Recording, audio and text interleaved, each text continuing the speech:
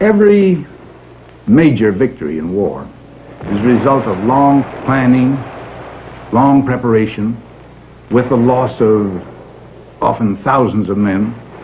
But when something comes along that is unexpected and you have this great prize, now there's a great elan. In the other cases, you've expected it, you've planned for it, and here you come along with something that gives a great lift to the morale of the whole force. Everybody, I think from private up to our bosses in Washington and London, knew that the war was over. Every one of us realized that if Hitler had the slightest sense, he would immediately surrender. But it was the gallantry of the men that did it is something that should never be forgotten, and their names really ought to be in some, I'd say, permanent place in the niche of fame that the American government should like to keep.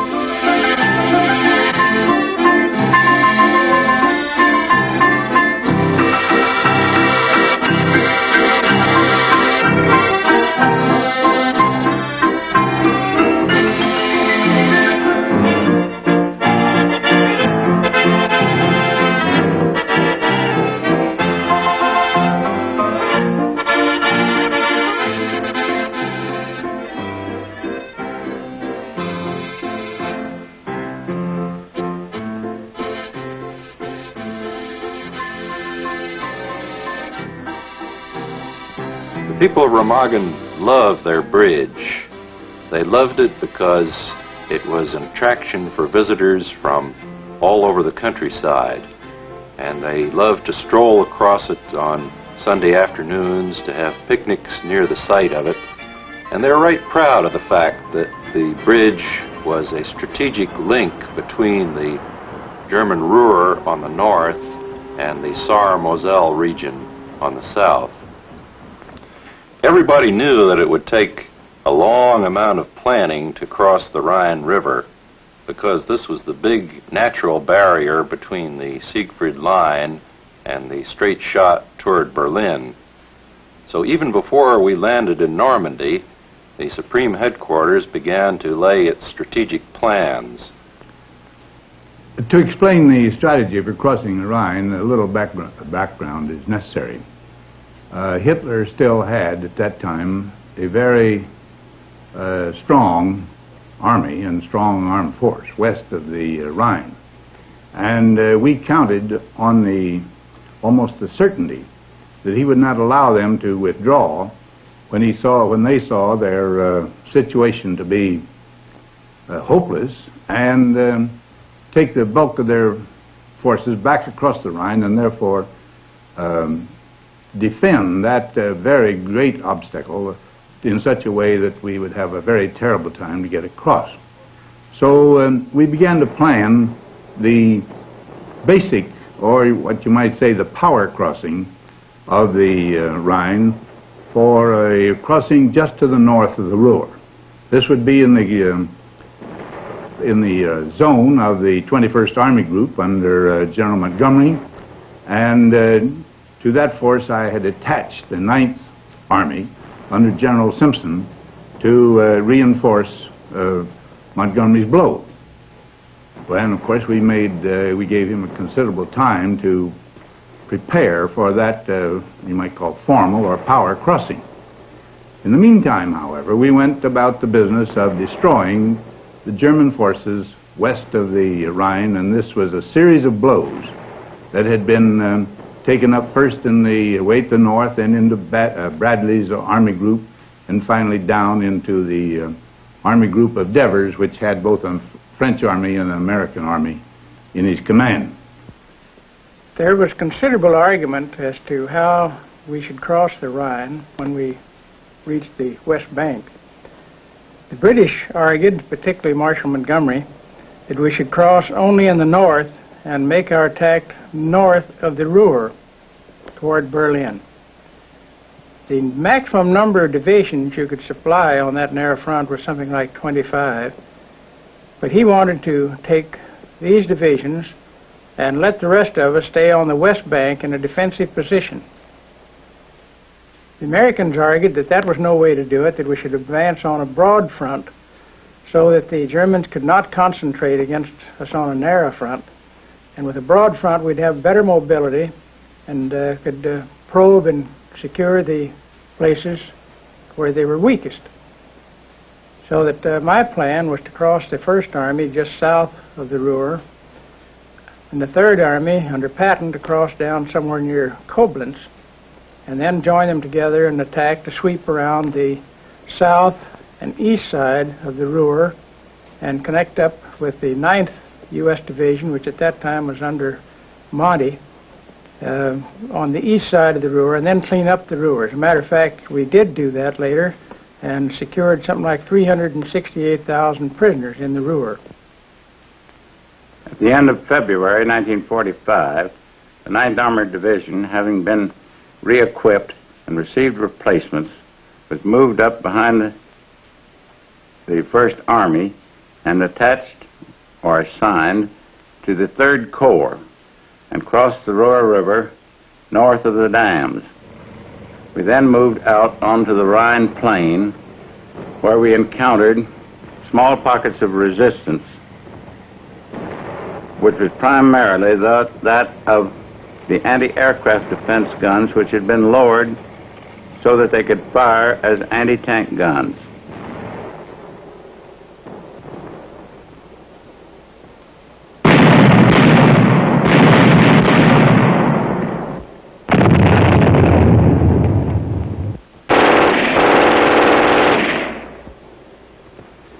Owing to the lack of cover and the very flat terrain, this was a very serious obstacle. But we were moving forward at the rate of 5 to 10 miles an hour.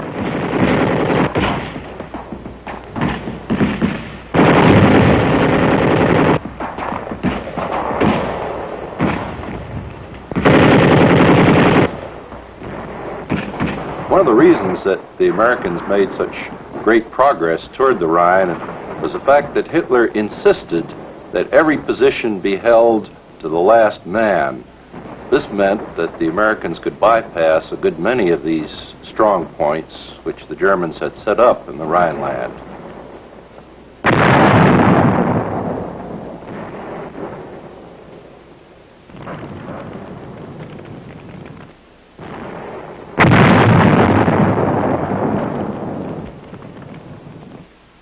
There was great confusion in the German defenses at Remagen on March 7, 1945.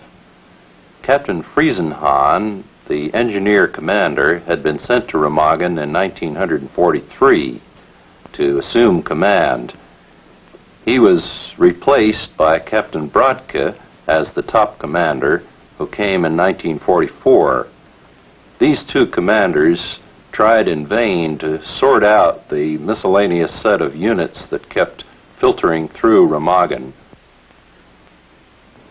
As the Americans approached Remagen in early March, I had at my disposal, in the bridgehead of Remagen, one sapper company of 125 men.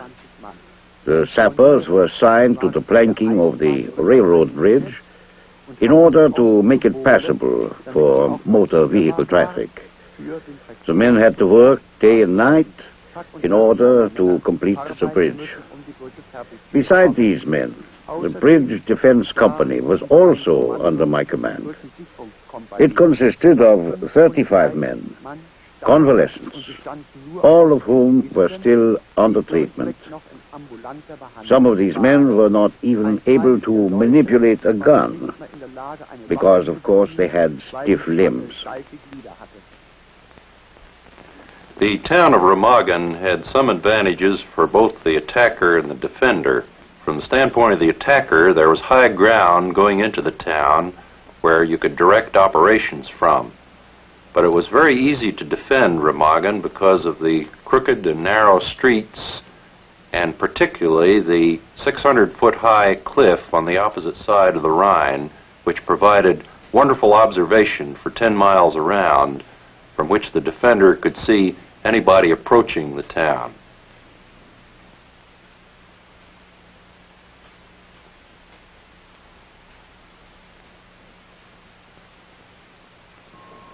On the morning of March 7th, we received orders and were given maps covering the area leading to Remagen. We noticed on the map the bridge of the Ludendorff Bridge. No one paid any attention to this bridge on the map because we had received no orders pertaining to the bridge or the capture of the bridge. All we were told was that we would attack the town of Remagen, take it, and then swing south, trying to connect up with Patton's Third Army. Progress was not too fast. It was just 10 miles to the Rhine, but it took considerable time to get there. We met up with some so-called light resistance, but I've always felt that a .30 caliber bullet aimed at the right spot is just as heavy resistance as an artillery shell if the man dies from it. Realizing that the Rhine was our mission, we looked forward with some anticipation, of course, of reaching this historical river. Some of us recognized that the Rhine itself had a great deal of impact on the outcome of the war, that it had to be crossed, but how it was to be done, we were not advised. And it was hoped that when we did reach the Rhine, that we would be given a break, being an armored outfit, that we would not be able to get across the Rhine until some type of bridging had been established. Early in March of 1945, there was a whole series of new company commanders in Company A of the 27th Armored Infantry Battalion, where Carl Timmerman served as a platoon leader. The advance along the Rhineland toward Remagen resulted in a number of casualties to the officers, and on the night of March the 6th, Carl Timmerman was tapped to be the next company commander of Company A. His orders were to capture the town of Remagen and then to stop. By the morning of the 7th of March, along about 11:30, Carl Timmerman saw a great deal of excitement up ahead on the edge of the woods. He gunned his Jeep, went to the edge of the woods, and looked down on the broad Rhine River. And there he saw the electrifying sight of a bridge still standing, the Ludendorff Bridge, a bridge which the Americans never expected to find standing. Around 10:20 a.m., the entire front line of the American infantry had reached the edge of the Remagen bridgehead.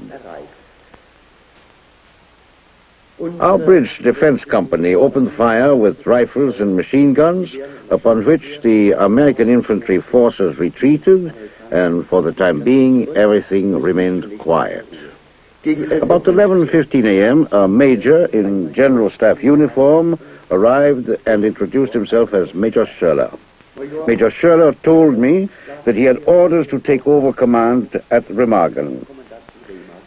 At that moment, I breathed a sigh of relief, because I thought, now we will get the promised additional battalions. My first question was, where are the battalions? Major Schurler looked at me in surprise and asked, which battalions?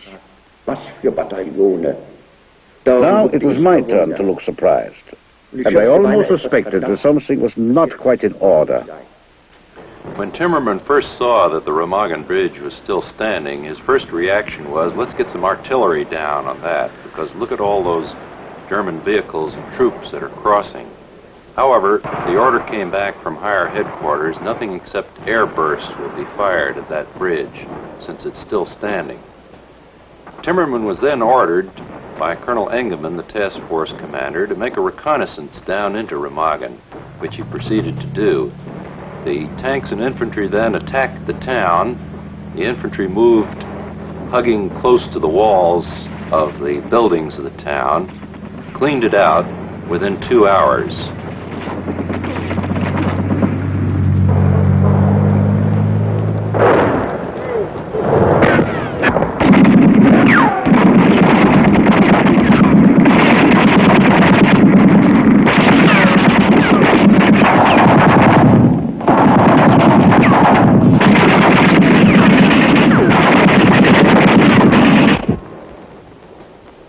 While the troops were moving into position for the attack on the bridge, we captured a number of soldiers, civilians, and some railroad people in uniform.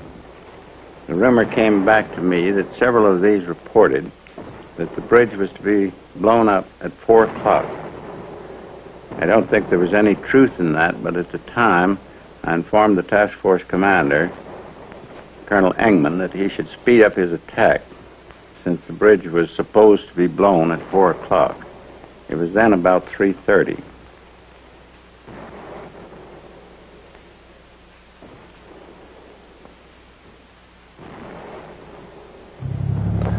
Major Devers, the infantry battalion commander, asked Lieutenant Timmerman, "You think you could get your company across that bridge?" Timmerman said, "Well, we can try." Devers said, "Go ahead." Timmerman asked, "What if the bridge blows up in my face?" The battalion commander didn't answer. He just walked away. In fact, nobody ever answered the question, "What if the bridge blows up in my face?" While these troops were taking their position on the west bank of the Rhine along the bridge, an explosion occurred in the causeway leading to the bridge. This threw up a great quantity of dirt and smoke, and afterwards I saw it, and it was about 30 feet in diameter and formed an obstacle to the crossing of vehicles. A powerful detonation occurred on the left bank of the Rhine, immediately behind the bridge. I did not know how to explain this.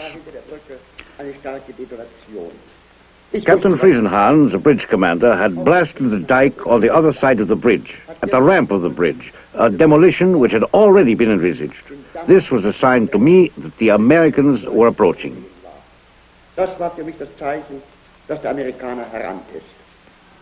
But so far as the main demolitions were concerned, something very peculiar happened on the morning of the 7th of March. Friesenhahn and Brodke had ordered some reserve TNT in order to arm the explosives. When the truck came up on the morning of the 7th of March, Brodke and Friesenhahn were horrified to discover that they had gotten just about half as much explosive as they had been promised, and in addition to that, it was an industrial type of explosive known as Donnerit, instead of the military explosive, which was far more powerful. Captain Friesenhahn was calling from the tunnel entrance. Captain Brodke, combat commander! I rushed over to him. Still completely out of breath, he reports to me, "The Americans, they're at the Becher timber mill." This mill was located immediately behind the Rhine. In other words, they had reached the bridge. I told him, "Friesenhahn, blast the bridge, blow it up." I have no permission. Major Schurler is the only one who can give the order for demolition. At that moment, Major Schurler was on the other side of the tunnel, 350 meters away from us, only to be reached on foot. So I dashed off through the dark tunnel to Major Schurler. I reported to him, "The Americans are going to cross the bridge." Major Schurler is very calm. I said, "Major, If you don't give orders to blast the bridge, I will do so. Then go ahead. Have the bridge blasted. I ran back to Captain Friesenhahn. Back again through the dark tunnel. Again, minutes passed before I could reach him. As soon as he could hear me, I called out to him, Friesenhahn, blow up the bridge! Friesenhahn shouts, full cover, full cover! Everybody in the tunnel lies down flat on the ground in order to escape the tremendous blast we expected. As far as we know, we actually saw the bridge lift up off its foundation. There was dust and debris thrown all over, and after a while, you couldn't see the bridge anymore. It wasn't too long. The dust cleared. The bridge was still standing. And Timmerman said, okay, move out. Instinctively, my hand comes to my neck. I know. If the bridge doesn't go down into the water, my life will be at stake. Something has to happen. I rush back to Major Schurler and report to him. Demolition of the bridge has failed. But I had hardly reached him when someone called again through the tunnel, Captain Bradke, combat commander up front. It grows louder and louder. Major Schurler says, have a look what is going on. Again, I run back through the tunnel, through the masses of civilians, passing men, women, children. Soldiers are amongst them. I reach Friesenhahn. Friesenhahn already shouts, Americans across the bridge! That was all we needed. Come on, Friesenhahn. A few men from the sapper units. Counterattack! There can't be many of them. We have to throw them back. I've already tried it. We wanted to get out immediately. But look, the tremendous gunfire aimed at the entrance of the tunnel. One grenade after another. You can't subject anybody to that. No one will get out alive. Friesenhahn, there is only one possibility. Escape to the other end of the tunnel, across the dam, a counterattack. The Americans have to retreat. I rush back to Major Schurler.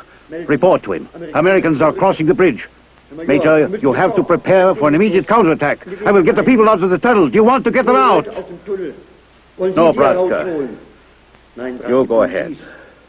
I enter the tunnel. Get hold of a sergeant. Summon everyone who still carries arms. Here, 1, 2, 3, 4, 9 men.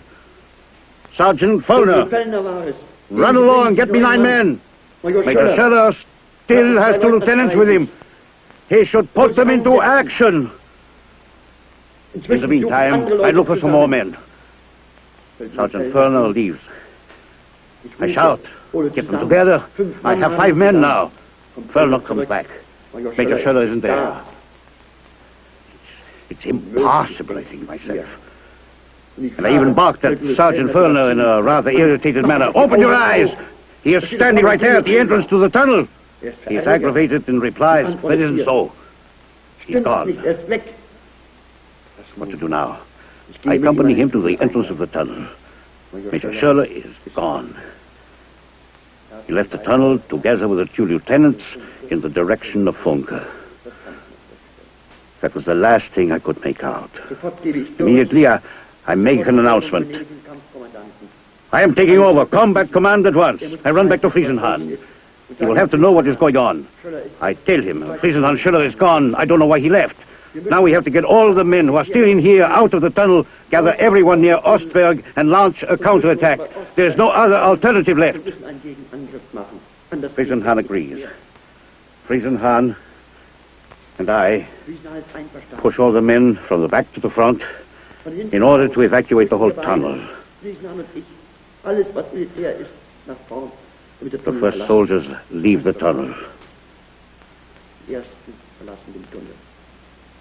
Hand grenades burst right in front of them. Gunfire, machine gun fire hits the tunnel entrance. The Americans have crossed the mountain terrain. They have the tunnel exit. How that was possible, I still can't understand up to this day. How many times did I climb this mountain? What an effort it was. That was not only a good military achievement, but also a commendable physical accomplishment of our comrades on the other side. Now, unknown to the German commander, Captain Brodke, on the afternoon of March 6th, the day before the Americans reached Remagen, this anti-aircraft unit was replaced and sent down to Koblenz. The unit that came in to take its place never did get up to the top of the hill on the 7th of March. Since the bridge was standing, I directed the task force commander to move the infantry across the bridge. While watching their progress over the bridge, I received a radio message from the division stating that previous missions were canceled and that Combat Command B was to move south across the Aar River in the direction of Koblenz and join up with the units of the Third Army, which were moving north from that direction.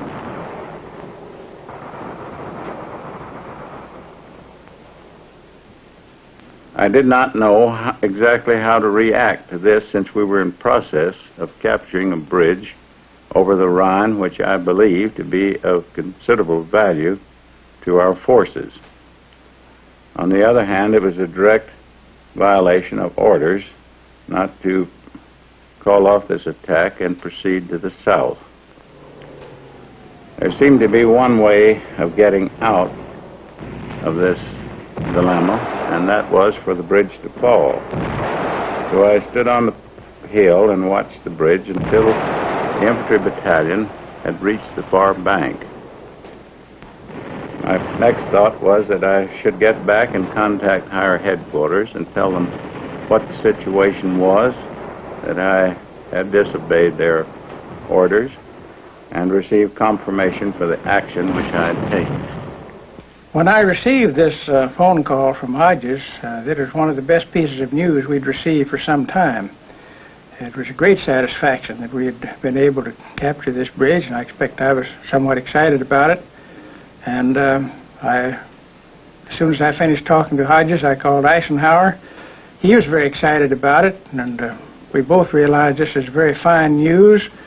It would save us the trouble and expense and casualties of making an assault crossing of the Rhine, and it really was one of the nicest things that happened to us during this period. Well, I shouted with glee, of course, and I told Bradley, well, look, we were going to capture Cologne with an allotted 4 or 5 divisions to that, and Cologne surrendered. You've got those right handy. They're not allotted now to any other mission. Why not get them across?